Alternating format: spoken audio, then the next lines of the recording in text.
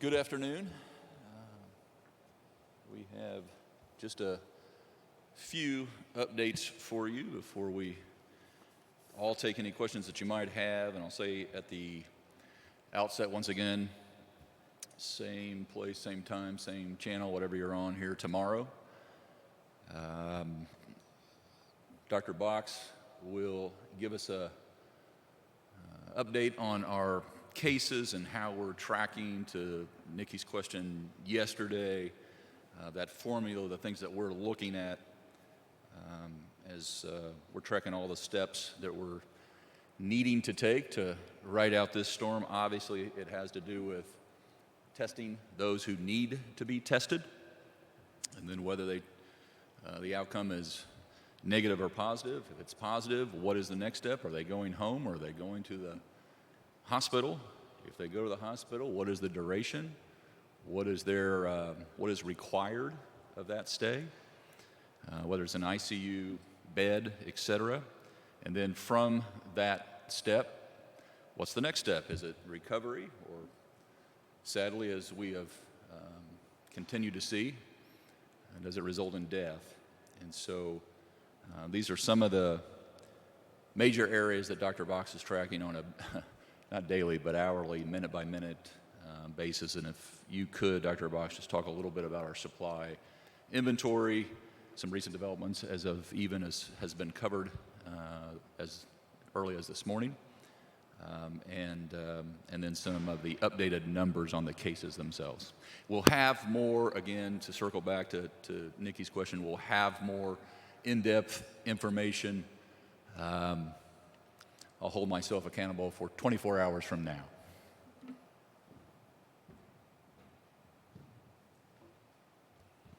Thank you, Governor. Today we reported 170 new cases of COVID-19, bringing the total of Hoosiers known to have COVID-19 to 645. We also unfortunately have seen 3 more Hoosiers who have died from this disease. Those individuals were adult residents of Jasper, Putnam, and Franklin counties.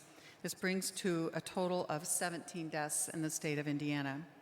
I want to emphasize that these are the people who are known to have COVID-19 in our state. As we've stated before, the CDC says that most individuals have mild symptoms and do not need to be tested and can recover at home. We continue a targeted approach to testing the highest risk individuals, those who are severely ill and those who are at high risk for exposure because of where they work or live. Right now, the best way to decrease the severity of this outbreak is by everyone doing their part to practice social distancing. I continue to hear about people gathering in groups as they take advantage of the nice weather. Getting out for a walk or a run will help you mentally and physically, and I strongly encourage that. But it can't be business as usual. It can't be a group of 20 people. We need to socially distance ourselves even as we take our walks through the woods or through the park. Just because you're not sick now doesn't mean that you won't be to tomorrow. So understand this, no matter what your age or current health, social distancing applies to you, each and every Hoosier. You might get COVID-19 and be just fine, but the person that you give it to may not be. I also want to stress how important it is for our long-term care facilities to have a plan to house patients who test positive for COVID-19. Residents of these facilities are our highest risk population. They are older and they usually have underlying chronic medical conditions which can make this illness much more severe. The state of Indiana was not going to get by without having an outbreak in a long-term care facility. Every state will experience this, and this has been a priority for us from day one at the State Department of Health here in Indiana. We've worked closely with the long-term care provider associations to provide support and guidance to facilities across the state. We've assembled 5 regional strike teams that travel to long-term care facilities to help them navigate when and how to move patients to a hospital if that level of care is needed. But we've also continued to care for and house patients who do not need hospital care and hope that this would continue in our long-term care facilities. The teams also educate facilities about infection control practices and isolation. Even with these efforts, we had a situation last night in which a facility sent several residents who had tested positive to the hospital when some could have been appropriately isolated at the facility at the time. This taxes our healthcare system and unnecessarily exposes healthcare workers and others to this virus. We need every facility to have a firm plan in place about how they will handle COVID-19 cases so that we can reduce the spread of infection and preserve our hospital beds and healthcare resources for those who need them the most. We're following up with long-term care facilities to again review their plans and to send out more direct instructions. Following these guidelines will also help us preserve our personal protective equipment. Every state is working hard to acquire PPE, and we are all dealing with supply chain issues. Today, our team is working closely with INDOT and the Indiana National Guard to deploy additional supplies we received from the Strategic National Stockpile to hospitals and counties that have expressed a need. We will continue working to acquire additional supplies from other sources and distribute those as individual hospital systems and health departments need them across the state. Getting through this outbreak requires that all of us need to think not just about ourselves, but about each other. It requires us not only to have plans in place, but to implement those plans effectively when the time comes to do so. We must continue to pool our resources and align our efforts so that we maximize our resources and minimize the impact of COVID-19 in Indiana. Thank you. Thank you, Dr. Box. I hope every day going forward that those numbers that she updates us with, when it jumps by 3 to 17 in terms of deaths, I hope we're not becoming numb to those updates. And I hope it's more of a reminder that this isn't just a marathon, this is a triathlon. This is something that will require us to not ease up, especially in this critical time. We need to do more, not less. And speaking of more, on the economic front, we've got this balance of what is here now to help Hoosiers from a household perspective or from an employee or an employer perspective.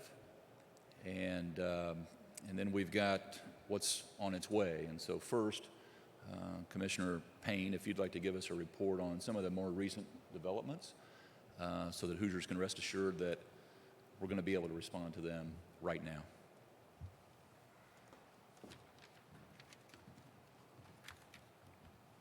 Fred Payne, the Indiana Department of Workforce Development. We started off pretty strong in Indiana from an employment standpoint.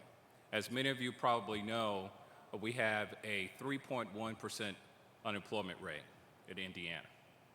January also showed us something that we hadn't seen before.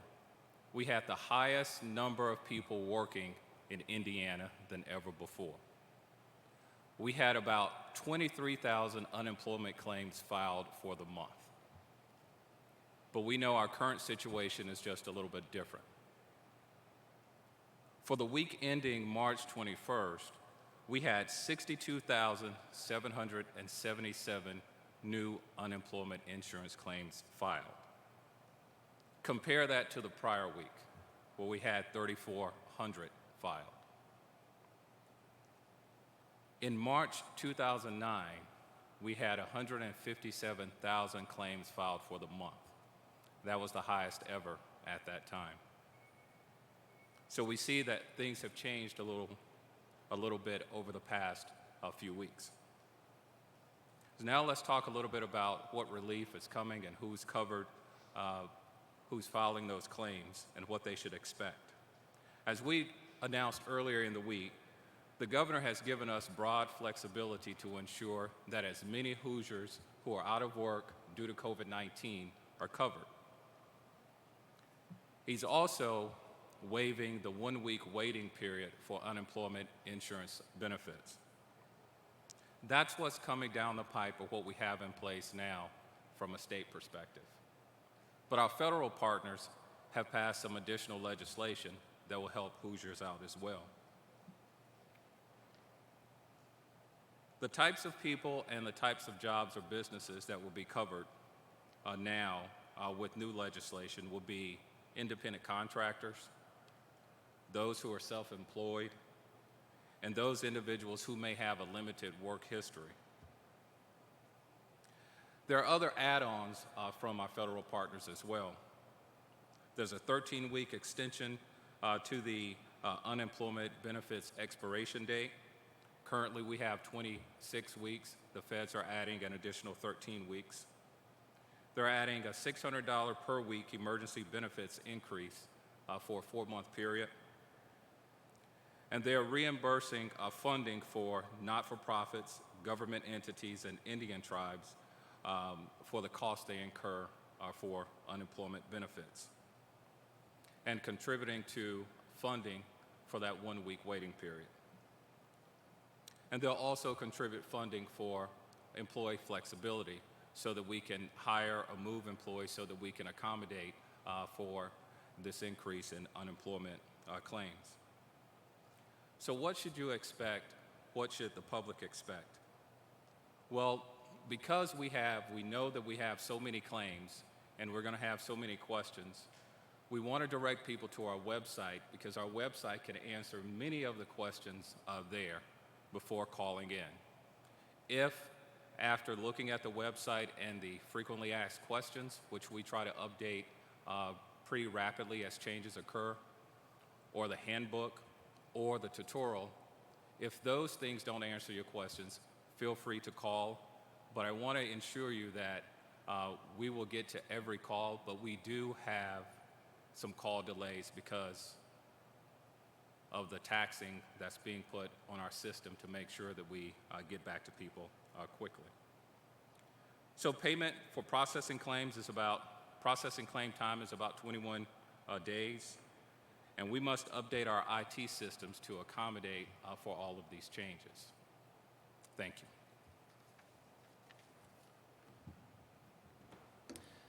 Thank you, Fred. And then I'll ask the OMB director to talk a little bit about all that's happened in the last 24, 48, 72 hours on the federal front and the positive impact that's going to make. Obviously, it's going to the House now, that phase 3, $2 trillion package. But as we're digging into this, as I mentioned to you yesterday, the $1.2 billion minimum to the states and localities, that's going to have a tremendous effect on our ability to build that bridge to our recovery. I just got off the phone with other governors and the President of the United States and the Vice President of the United States, and I could quote the President. He said to every governor that you will be in command of this. We've been asking for flexibility to be able to address our specific needs in our the various states in different circumstances. So I appreciate our federal partners not only hearing us, but acting on that. Chris, you want to give us an update?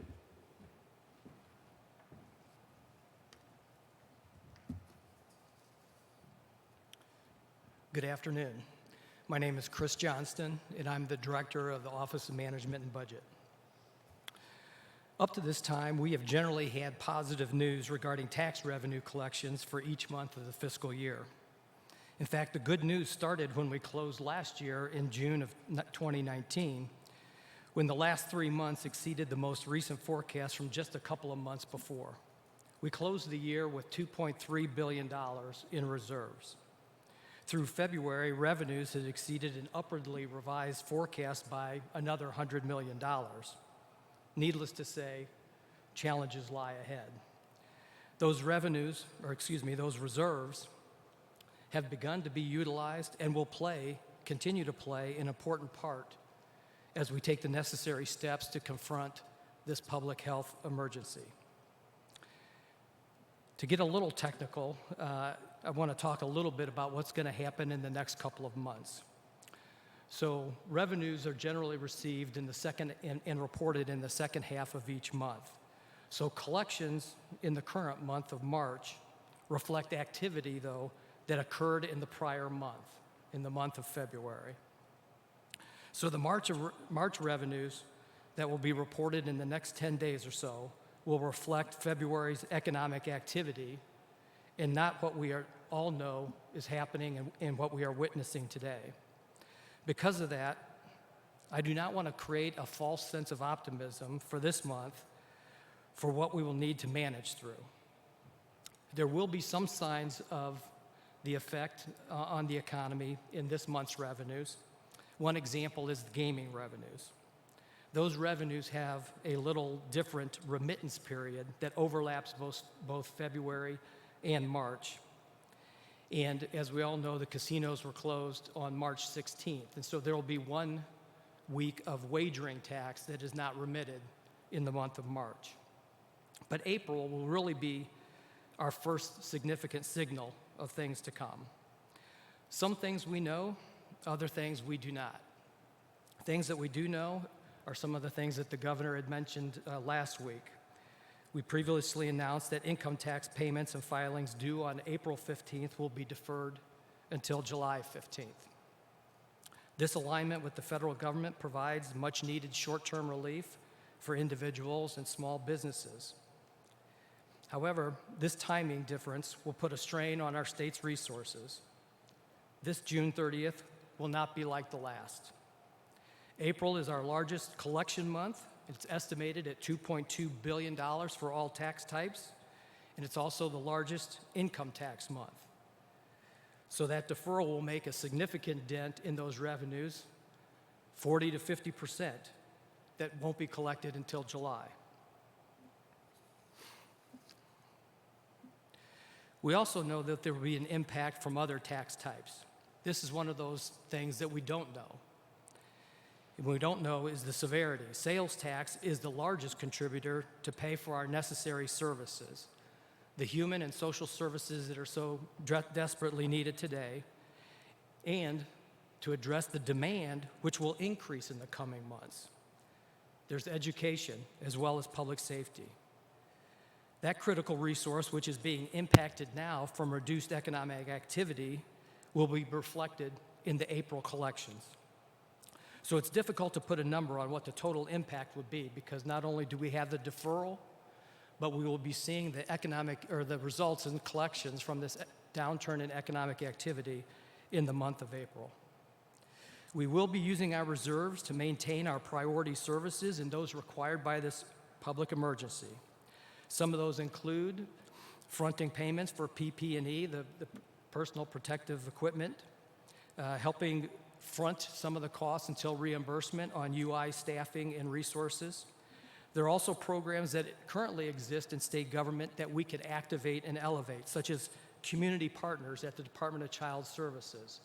These are programs which we help connect people to food, utility bills, transportation, help them link with public assistance such as SNAP and TANF and housing assistance. As the governor mentioned, yesterday the Senate, U.S. Senate, adopted a $2 trillion package to assist the states and local governments as well as small business and directly to individuals. There is a myriad of federal programs involved in that. Medicaid, changes in the funding mix between the federal government and state government, TANF. We will be working to use those funds judiciously to address the immediate needs. Each program, as much as there may be some block grants that allow discretion to the states, many of the programs will have guidelines such as state sharing and ongoing commitments which must be evaluated. For those that remember the Recovery Act of 2009, which was only half, it wasn't even $1 trillion. This will be a complex undertaking for all states to deliver, and we'll have to work with our federal partners to get that moving as quickly as possible. Internally, we have started working with agencies to find savings in our current operations. What once was a nice to have are being looked at as can they be stopped or delayed so we can deliver on the must-haves. We're conducting revenue modeling, and in conjunction with the legislature, We may consider when it might be time to do a revised revenue forecast when more data is available, the official forecast that comes out in April and December, but we may do one on an interim basis. Finally, we talked last time I was here about the deferral of, or the property tax penalty waivers. And the Indiana Bond Bank, along with other state agencies, continue to work and develop a program to assist local units of government that might have a potential impact from those waivers. Finally, I'll just say from the financial aspect of things, in this time of uncertainty, we're going to do what we always do, and that is make the best decisions we can with the information that we have.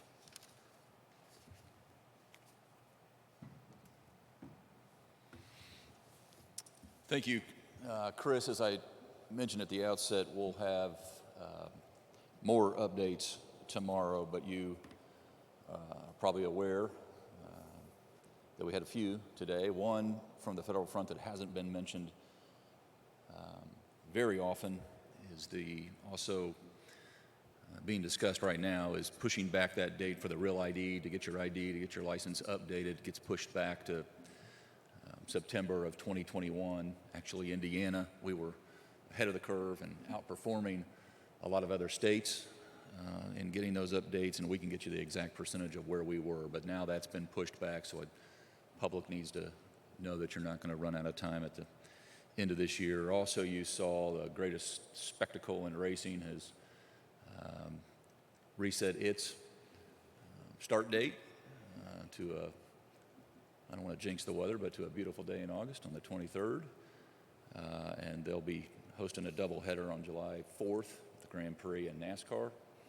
Somewhat historic, so we're looking forward to that. Obviously, our Indiana State Fair bumps right up to that, and this just speaks to while the streets or the gymnasiums of Indiana may be quiet right now, they're going to be roaring come later this year, and we'll be ready for it. So we'll go from not a lot to do to a lot to do and having a lot of options.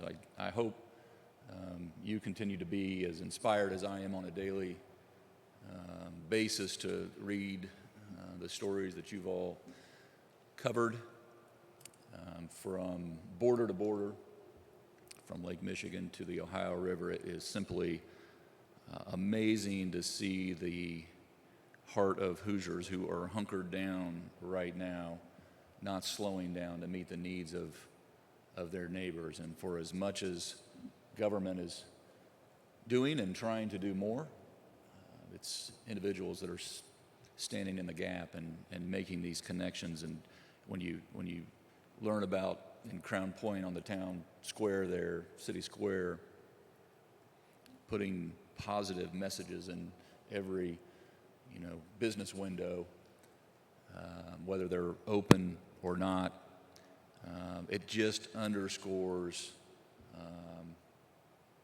our appreciation for the folks who are playing by the rules and focused on what we need to be doing right now. We don't want to be, and we're not, anywhere in the state of Indiana late to mitigate this spread of the coronavirus, COVID-19, and cities like Crown Point are the best example of what needs to be occurring as we all come together. You talk about all the nursing homes all over the state of Indiana. Dr. Box mentioned one. You talk about the countless other nursing homes who have really adjusted the way they're keeping their clients connected with their families through Skyping and through Facebook or through window visits.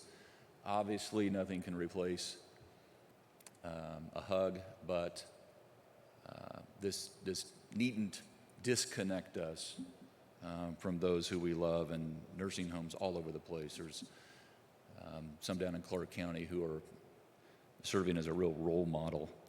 And then the food delivery that we're seeing crop up all over the state of Indiana, one in Mount Vernon who is workers in an IGA. The one that really got to me was Larry Williams, who said he felt a tug on his pocket, and I was just for sure that he was going to talk about the financial strain. And he said he turned around to see what that tug was, and it was 3 little girls, and one was pulling on his pocket just to thank him for making the lunches. This grocery store is still in operation, but they're making lunches, 30, 40, 50 lunches for school kids every single day, in addition to being open and stocking their shelves. And so this is what we see on a continued basis from Crown Point to Mount Vernon and every place in between. And I share these just to underscore, and hopefully these acts of kindness and goodness are as more infectious as COVID-19. Any questions? Governor, with the It's issue kind of of our like a game show right here, Nikki and Abdul. Okay. with the issue of our revenue, and Chris, maybe you can speak to this as well. One of the things that was a big deal in the legislature this session was the increase in school funding and money going to schools. Is that off the table as we go forward? Is it on the table? What happens with monies that schools might be expecting this year, seeing where we are financially? We plan to continue the existing appropriations and funding for schools as was adopted in the budget through the rest of this biennium. Obviously, we'll be constructing a budget in 2021, and so we'll see how our revenues look over the course of the next several months as we start planning that budget and working with the legislature next year.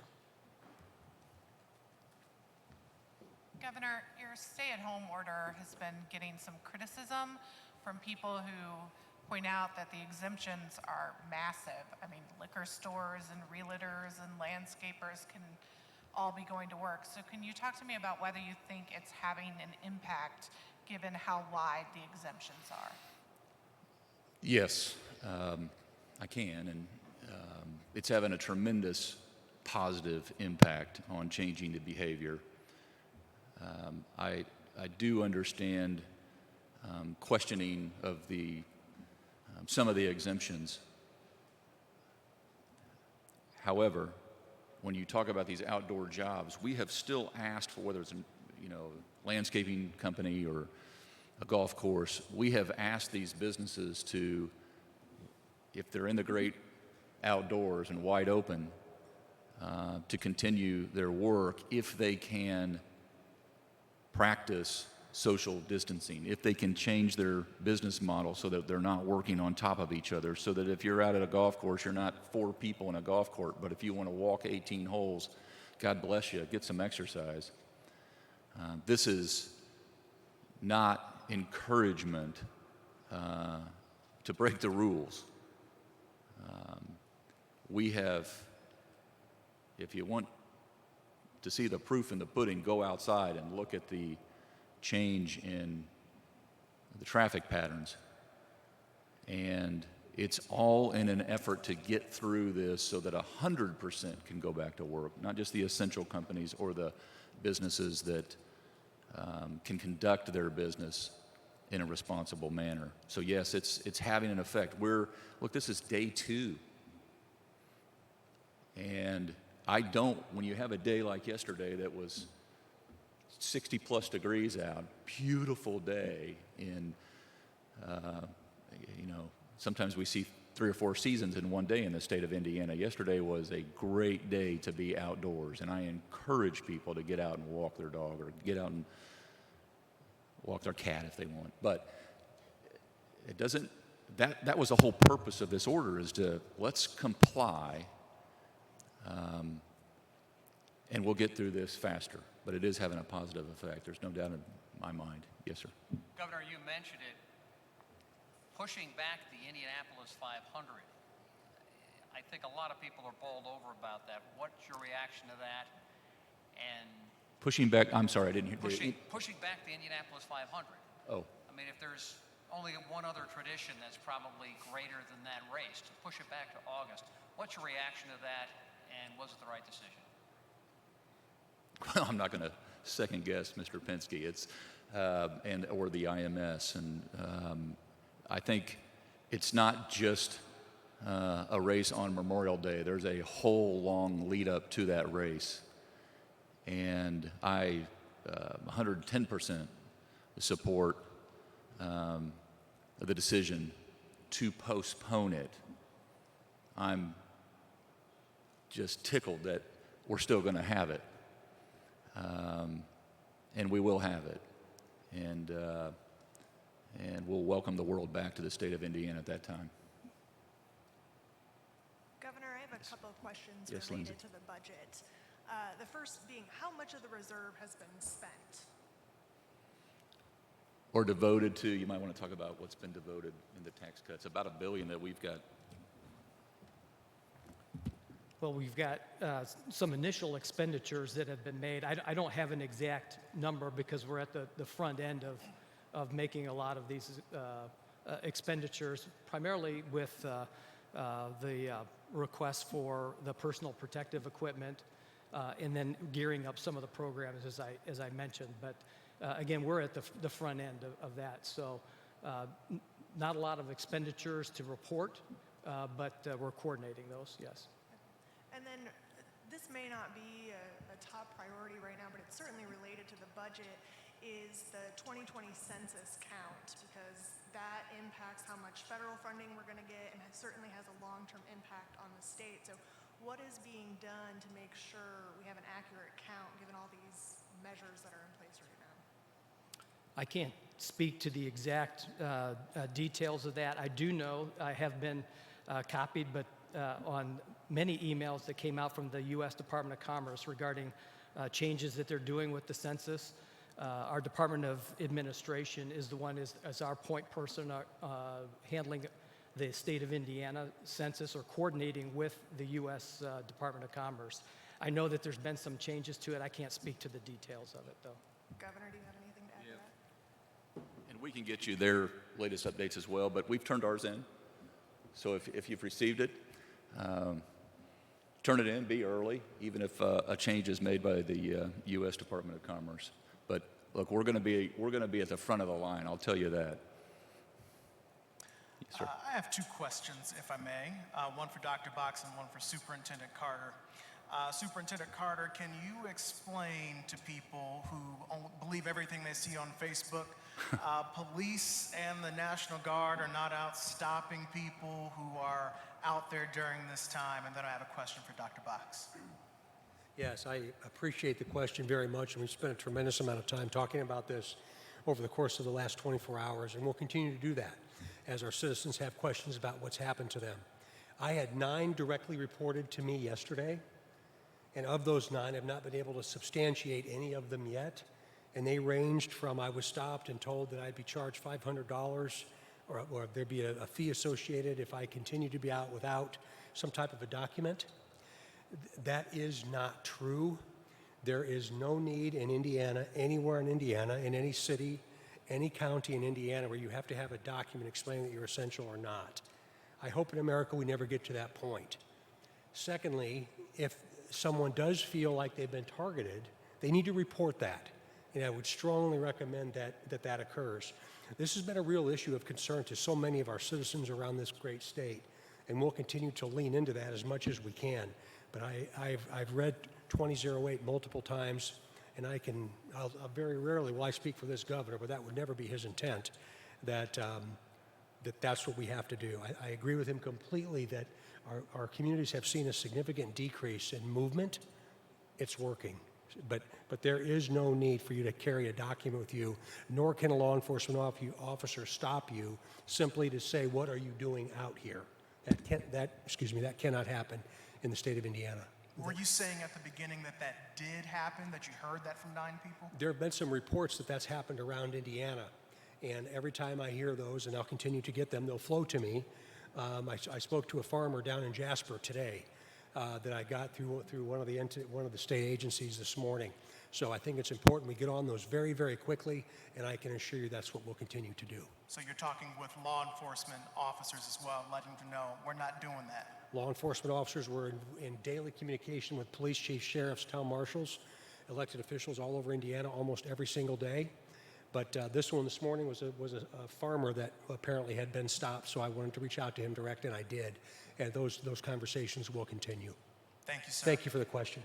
And Dr. Box, can you tell us how we're doing on beds? Obviously, Indianapolis is kind of an epicenter.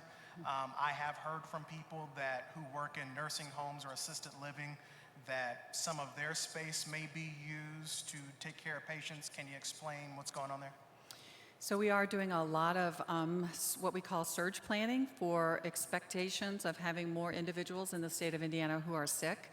Our EM resource, which is that platform that I've mentioned multiple times, helps us not just with our personal protective equipment for around the state, but also our bed capacity and ventilator capacity. And what I can tell you is that those numbers of beds continue to change, sometimes going down because they're being used for individuals that are sick, maybe not even related to COVID-19.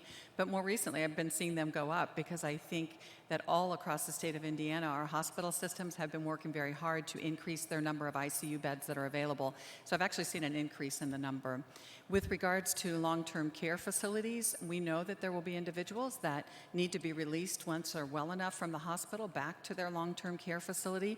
So we're working with them to make sure that they have the ability to have a wing or a floor or maybe a facility that's not very full that just becomes kind of our individuals are healing and getting better from COVID-19.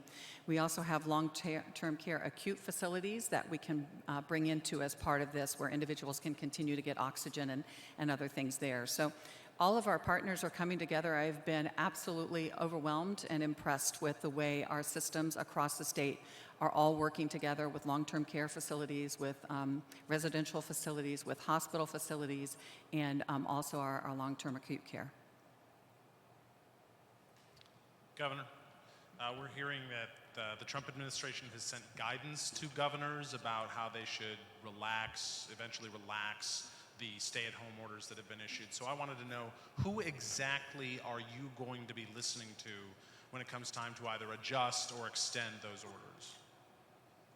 For the folks who are listening and not watching, who exactly is that? I will be listening to doctors, physicians, scientists, law enforcement, the folks that are on the ground in the state of Indiana, and we'll adjust accordingly. Yes, ma'am. You stole my question, so I'll ask another one. You have said that May 1st is going to be, that school should be closed through May 1st. At what point do you think you'll be reevaluating that, since it's going to take quite a bit to kind of get things up and running again? Yeah, we're doing it today. I mean, and we'll do it every day hereafter, especially during this 2-week period. Again, we're tracking county by county, community by community, the spread.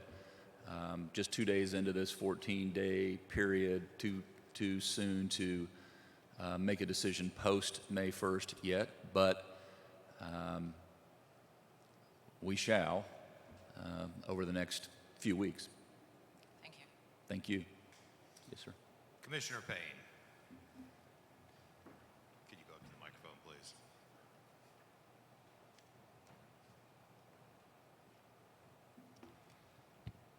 Looking through some of the numbers, some of the first-time unemployment claims, I saw Clark County had almost a 10,000% increase just in the past 2 weeks. Is that accurate? I'm not particularly sure about that county because I didn't look at the data county by county, but I can follow up with you on that. And you were saying 21 days to go through and reprogram some of your processes? No, 21 days is the normal processing time for an unemployment insurance claim. So when somebody goes in to file for a claim today, how long should they expect before they actually get that first check? Yeah, about 21 days. About 21 days. Okay. Yes.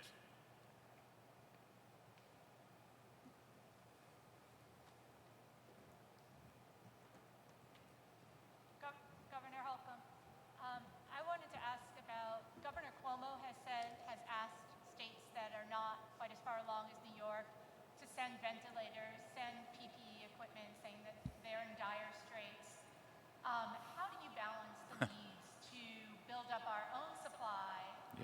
I mean, and he has said in 2 weeks when they're doing worse, I'll get back to them, but I don't Yeah, and Governor Cuomo is also, as he should, be pressing his case with the federal government as well. We're not in a position right now, as much as we may want to be focused outside of our borders. And we realize that there are hot spots in the country, Los Angeles or New York City or Seattle. Others are growing. We saw that New Jersey had about a 60% increase in positive cases in 24 hours. So there, this greater metro New York area is in need. But right now, we're focused on Hoosier needs. And if we get to that happy day where we can start to help the rest of the country recover, we will. My question is actually for Commissioner Payne as well. I was wondering if we were starting to get any sort of breakdown information on what sort of manufacturers were the most affected by and applying for this unemployment benefits, or are we getting mostly the restaurant servers and waiters? I was wondering if we get any information on that, as well as the average benefit that we're seeing paid out to those employees. Yeah. So we're really seeing the accommodations and restaurant industries being hit, some manufacturing, but because we're so early into this, we haven't really processed what the average amount of each claim is, as individuals are coming in with partial work weeks. So that's a little bit, so the processing of those claims are a little bit different if they didn't work at all during a week. And are we reevaluating how we calculate the unemployment benefit? I understand that right now it's kind of based on your weekly pay over the last 4 quarters. Are we re-looking at that formula or sticking to the same one? At the moment, we're not looking at that. We have the formula in place now, and there's no, we want to make sure we're administering what's there now. I didn't want to sell I didn't want to sell Hoosiers short because there are many Hoosiers actually who, again, on their own, are responding to making masks. They're downloading from the internet the specs to sew masks, and thankfully they're supplying their neighboring hospitals, whether it be in their county or not. But I know that there are some Hoosiers who, in addition to tending to the needs of their neighbors, are also helping out around the country. Appreciate that. And also, we can add this to our list for tomorrow's update to another question that was asked earlier. There are some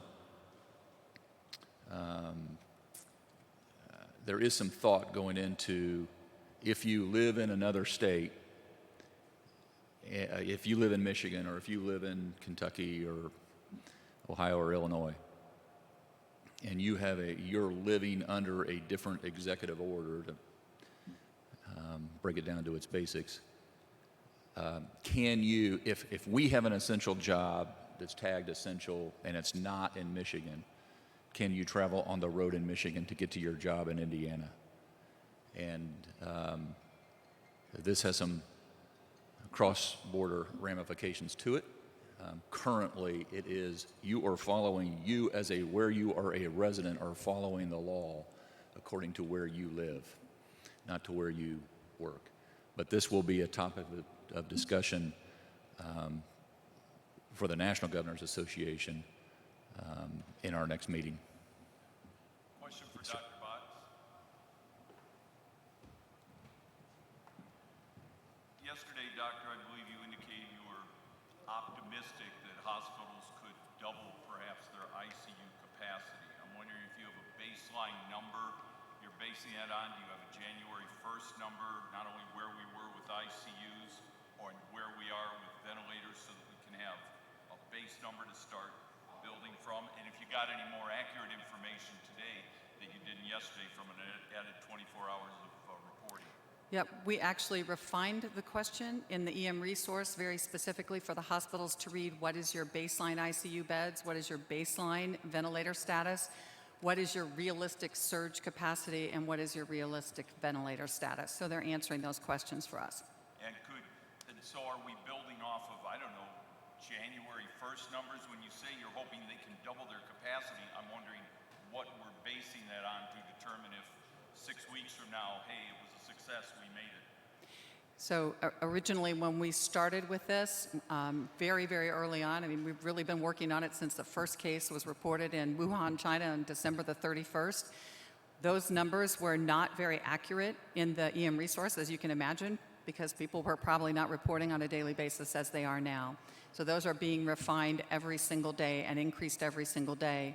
My optimism is based on hearing the exact plans that not only has the state is helping to provide, but also the plans that the hospitals have and what they're going to use. And when do you think, if this is Thursday afternoon, you may have some hard numbers you can share with us? I will never share hard numbers with you because this is information that the hospital systems have put into this, and I am going to respect their privacy with regards to this. They can see all of their system as a hospital system. Regions can see their entire region. We as a state can see the entire state. Well, if I'm not asking about a specific hospital, can you give me just a big ballpark number then? Well, that wouldn't necessarily be confidential, would it? we can certainly look further into that, but I'm really not going to be a numbers person about this because, like I say, it changes every single day. And as we start to see more people, we may have baseline ICU beds now, but more of them may be taken up as we get more and more COVID-19 patients.